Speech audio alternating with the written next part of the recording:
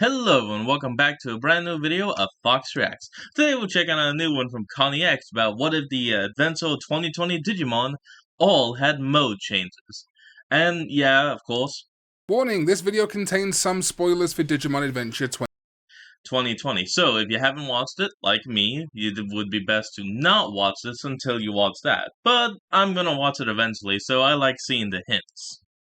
Spoilers, hints, I don't care, I love Digimon. 2020. As we continue to wait for the dub of Digimon Adventure 2020, and with Odaiba Day having been the start of this month, I'm back on my Digimon Adventure brainworms. So we discussed in the past what it might look like if all of the Digimon Adventure 2020 Digimon partners got armor forms similar to Pegasusmon and Ponchomon. But today I thought what would be really interesting was if I teamed up with the wonderful artist SomeGuy944 to find out what it might look like if instead of armor forms, everyone in Digimon Adventure 2020 got a mode change, just like Metal Greymon Ultras mode and Garurumon Sagittarius mode. Not bad.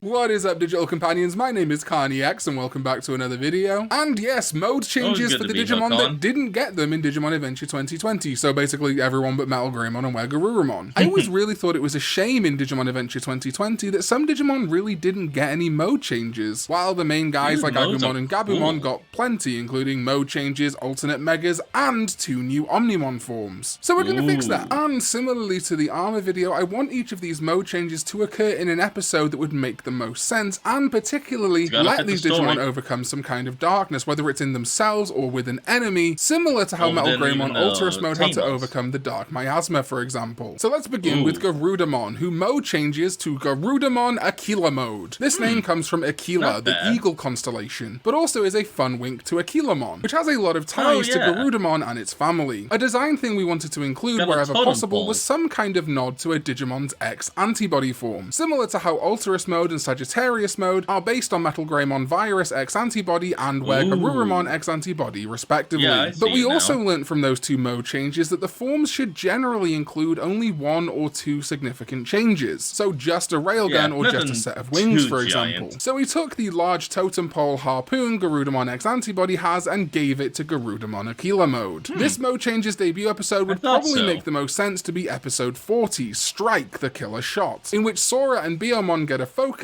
and it's an episode where Garudamon is already obtained, and no other partner has an evolution or mode change. Teropiamon has a tropical venom, a gas spewed out of its mouth, which is a potent poison that matures within its body and causes those who inhale it to melt into mush, which wasn't seen in this episode, but was seen in Teropiamon's episode of Digimon Ghost Game. So maybe our modified episode 40 where Garudamon mode changes, perhaps that gas is filling an area of the forest and Garudamon has to use its totem pole to launch over, start flying, and then fire a harpoon down into Teropiamon. And next is Lilymon, who becomes Lilymon Adamus mode. Adamus means diamond in Latin, and that is because we chose the debut episode for this form to be episode 37, Mimi-chan Wars, where Lilymon faces off against Gogmamon. SomeGuy944 and I agreed it made a lot of sense if she got some kind of harder than diamond piercing weapon for this battle, and so Lilymon Adamus mode gets just that, a crystalline spear and bladed weapon to overcome and take down Gogmamon. We really did want to base this form off Lilymon X too, but unfortunately it's just one of those X antibodies that just kind of grows existing elements rather than adding something entirely new. So yes, this is less tied into Lilymon X than Garudamon Aquila mode is tied into Garudamon X, but we do think that big spear is a nice change for Lilymon. Okay, sliding over to Zudomon. He actually doesn't have an official X antibody form, and so we really got to improvise. As such, Zudomon becomes Zudomon Aquarius mode. The term Aquarius, of course, coming from the constellation. This form turns Zudomon into a water sage and guide with a big water staff, and of course his, or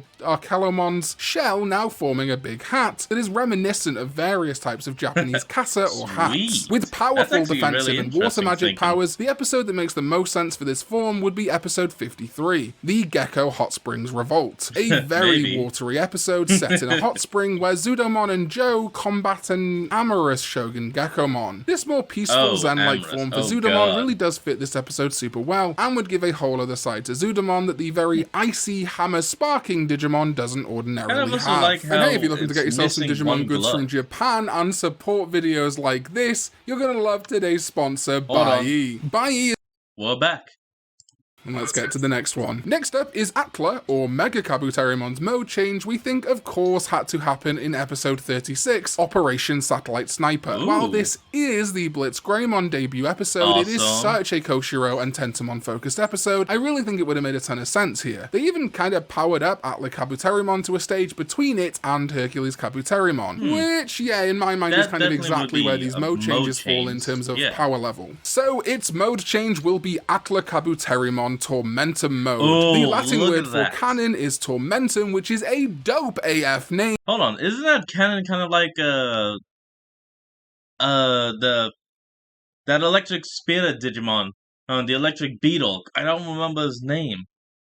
But yeah, that's straight up the cannon. And it has that name because, well, as far as I'm aware, there's not really any true Latin word for gun because there were no guns when there was Latin. Make sense? We decided it should have this big gun or cannon on its back to connect it back to Blitz Greymon. Perhaps the fact that Blitz and Atla Kabuterimon Tormentum mode would occur in these similar conditions, the electricity of that area of the digital world could influence their evolutions or mode changes in similar ways. Plus, it would give a really nice thematic tie-in, with Koshiro looking up to Taichi so much in this season in particular. Next up is Magna Angemon. Patamon and Angemon get a lot of character development tied to Devimon, its former friend in this season, so it seems pretty obvious that the Dark Miasma equivalent for Magna Angemon would feature that connection somehow. Most episodes involving Devimon and Patamon, however, are evolutions of some kind, like Angemon or Magna Angemon. But I think maybe we could slot this in there somewhere like episode 61, where Magna Angemon faces off against Gravimon to save Eldoradimon. Whatever situation it is, Magna Angemon will harness the darkness left over from the Devimon inside it and become Magna Angemon Diaboli mode. Diaboli, I'm sure we've already worked out, is devil in Latin, so Magna Angemon bears that darkness it endured and the pain of its loss of Devimon by wielding Devimon's death claw on its left arm, which it now uses to combine the powers of light and darkness for the purposes of good, and to unite the digital world. I'm a Kingdom Hearts fan, of course I'm gonna push for a power that is strong because of the unity of light and darkness, come on. Yeah, it all fits, I mean, come on.